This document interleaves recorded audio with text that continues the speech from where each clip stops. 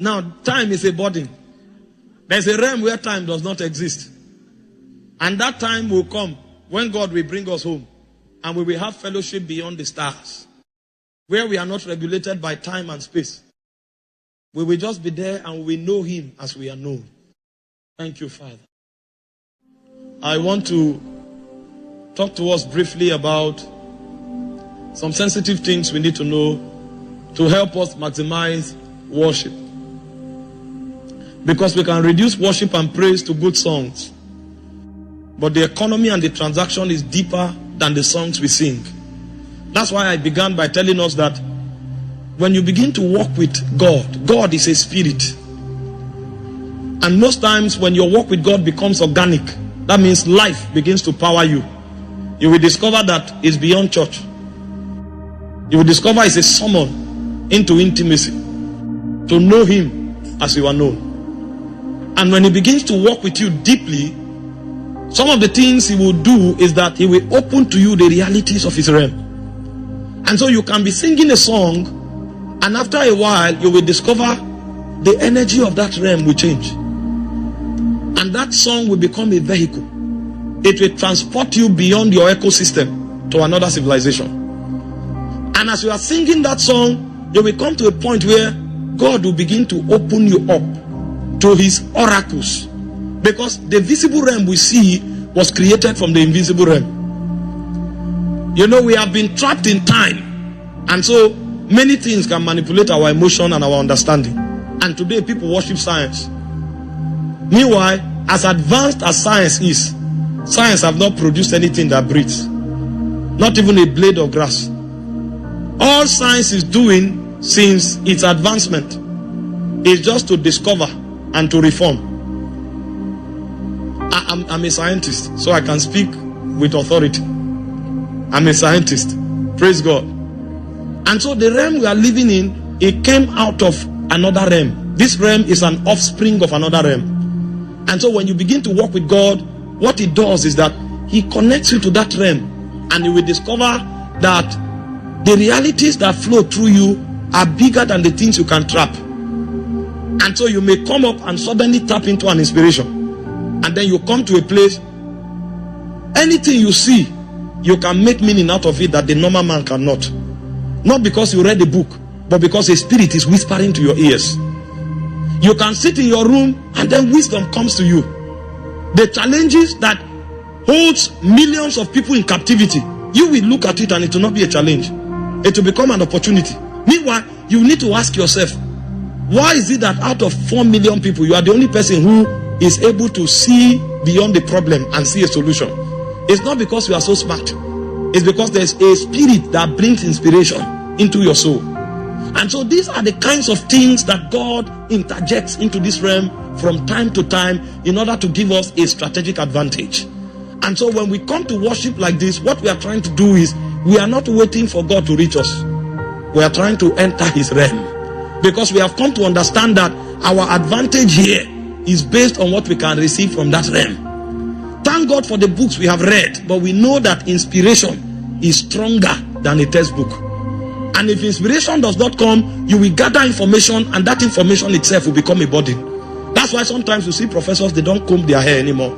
Because the knowledge has become a burden. They will put their biro on their beards.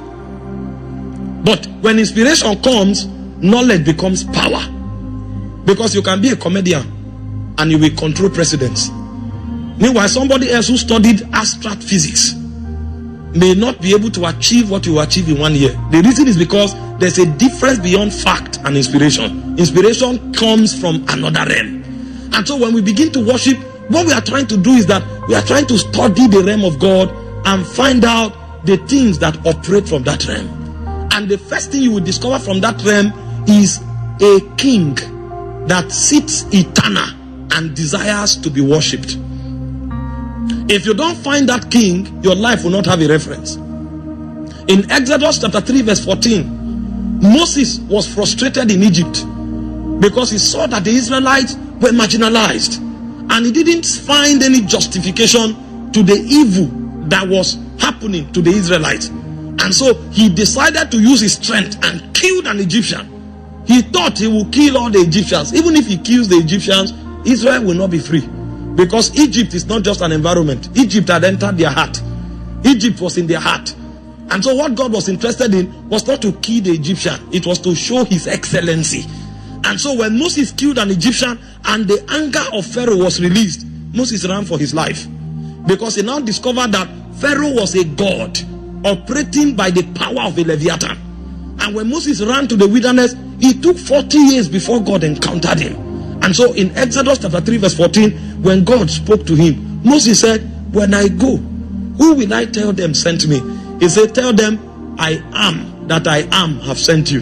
Now, you will never understand that because science can't capture it. Because what I am that I am means is that whatever you call me, I become. That means I am too big to be trapped. You can't trap me to a book. You can't give me a name. So whatever you call me, I become. And so if you are walking in sickness and what you need is health, the moment you call I am that I am that I am becomes divine health. And then you come out of sickness. And then somebody else is going through poverty. And then he doesn't know what to do. And he calls on I am that I am. And suddenly an I that I am become a wisdom that produces wealth. And then somebody else is going through crisis and limitations. And he doesn't know what to do. And he calls on I am that I am. Now, if you are in isolation calling on him, you may think you have found him. And so you who found him in the place of sickness, you will meet the one who found him in poverty. And you will discover you are calling on the same being. But that same being means a million things. You will now discover that, oh, there is a being that dwells in Zion. And he's the reference of all reality. Because while we are in this auditorium, God means over 100 things to 100 people. Meanwhile, it's the same person we are calling upon. Because he is I am that I am. Reality dwells in him. And it doesn't stop there, because the operation of I am is not just to meet your need. What it actually means is that he is before time. That means time is in him. So you can't find a reference outside of him. Even what you call a reference is still a place on his inside, because there is something bigger than time. And when he wanted to show his excellency, I'm trying to tell us why we worship him. When he wanted to show his excellency, he carried Moses in the spirit. And Moses stood in the spirit and he looked and he said, in the beginning, God created the heavens and the earth. The question that Moses himself could not answer is, what was before the beginning? And before the heavens and the earth was created, where was he? It means there is something bigger than space, and there's something bigger than time. The reason you are able to have time is because God exists. The reason you are able to have space is because God exists. Now, if you discover this, you will now come out of your Range Rover and put it one side and say, Abba, Father. Because both you and your car and your house, you are inside God. If you wake up, you may think that you are smart, that's why you are succeeding. You will now discover that everything that comes out of you is still inside God. You will now say, I got a connection with this person, I got a connection with that person. All the people you got connected with are inside God. And so when you become wise, you will now discover he is the reference. Because he's the reference, the only thing you can do is to worship. Because you may wake up and say, I give 1 million. Both you and the 1 million is still inside him.